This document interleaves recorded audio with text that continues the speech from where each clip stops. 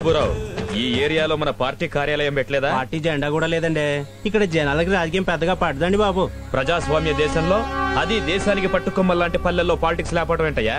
Party కార్యకర్తలు లేని ఊరు ఊరే కాదు. వెంటనే ఈ ఊళ్ళో మన పార్టీ జెండా పెట్టించండి.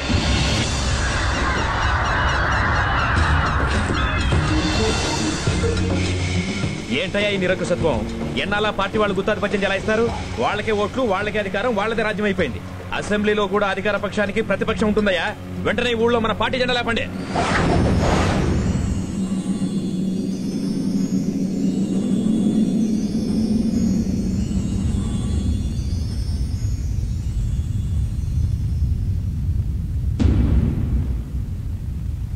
ప్రపంచంలోని ఏ సమాజంలోనైనా సరే మంచి చెడు రెండూ ఉంటాయి.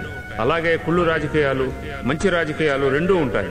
రాజకీయ నాయకులు నిజాయితీ పరులైతే సమాజం పచ్చగా కళకళలాడుతూ ఉంటుంది. అదే కుళ్ళు రాజకీయాలు ఉంటే ఇదిగో ఇలా చెట్టు ఎండిపోయినట్టు, నీళ్లు ఎంకిపోయినట్టు, పంట పొలాలు నాశనమైనట్టు ప్రజల జీవితాలు నాశనమైపోతాయి. ప్రస్తుత వ్యవస్థలో కుళ్ళు రాజకీయాల మూలంగా ఎన్నో కుటుంబాలు నాశనమైపోతున్నాయి, ఎన్నో గ్రామాలు తగలబడిపోతున్నాయి, ఎన్నో ప్రాణాలు గాలిలో కలిసిపోతున్నాయి, ఎన్నో ప్రేమ కథలు సమాధి అవుతున్నాయి.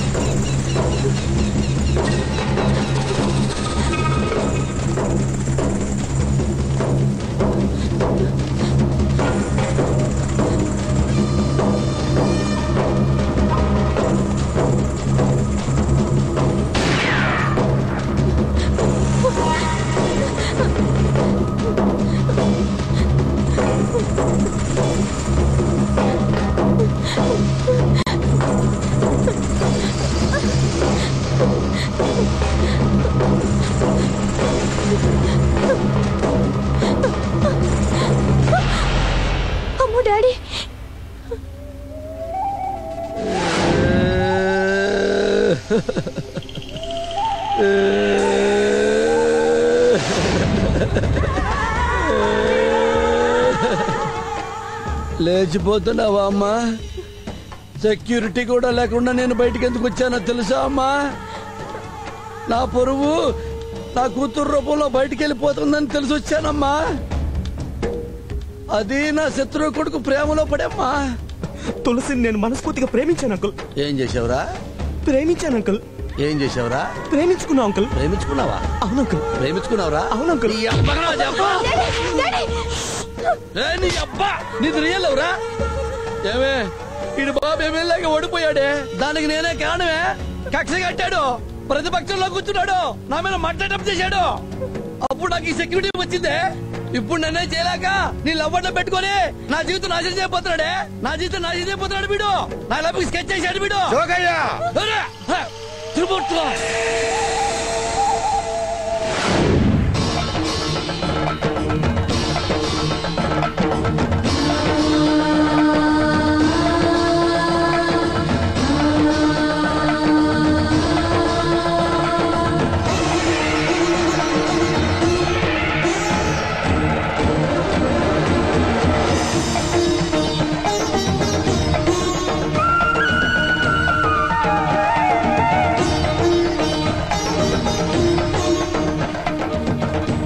మేము చెప్పదలుచుకుంది ఒకటే అంకుల్, మేము విడిపోయి బ్రతకలేం.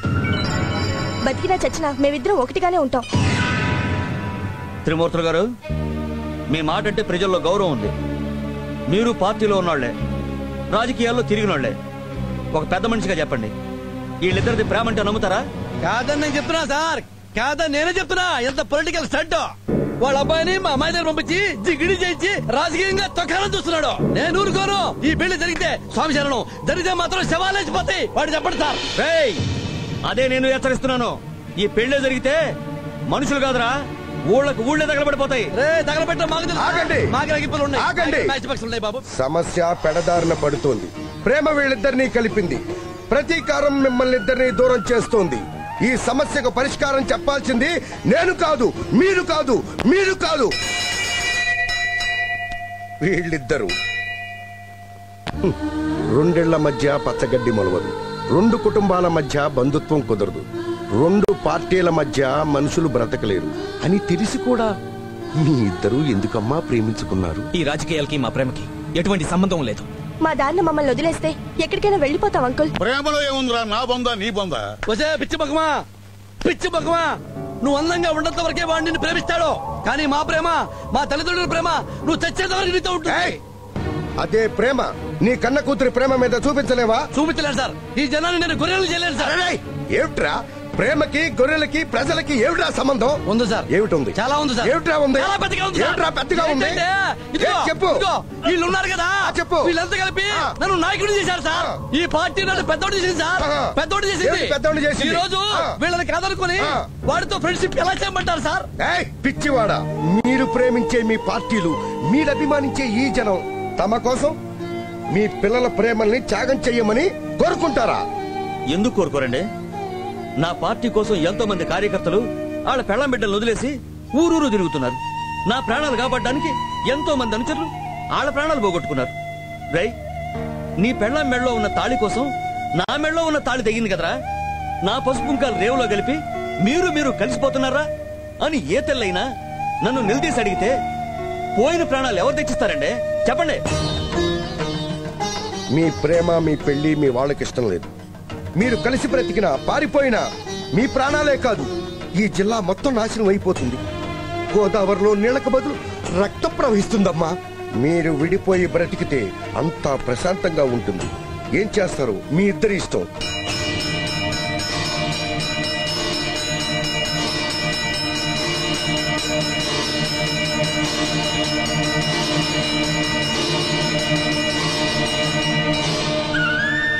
కలిసి బతికే అవకాశం మీరు ఇవ్వకపోతే మేమే కలిసి చచ్చిపోతాం. మా ప్రేమను బ్రతికించుకోవడానికి మా ప్రాణాలు మేమే తీసుకుంటాం. మా ప్రేమను సజీవంగా ఉంచుకోవడానికి మేమే జీవ సమాధి అవుతాం.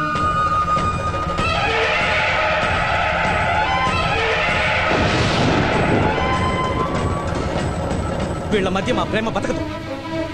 ఇలాంటి వాళ్ళ చేతుల్లో మా లాంటి వాడు చచ్చిపోతుంటే భవిష్యత్తులో ప్రేమించుకోవడానికి ఇంకెవరు ముందుకు రారు అంకుల్. అప్పుడు ప్రపంచంలో ప్రేమనేది చచ్చిపోతుంది అంకుల్. కాబట్టి ప్రేమని సజీవ సమాధిలో పదిలంగా దాచుకుంటాం.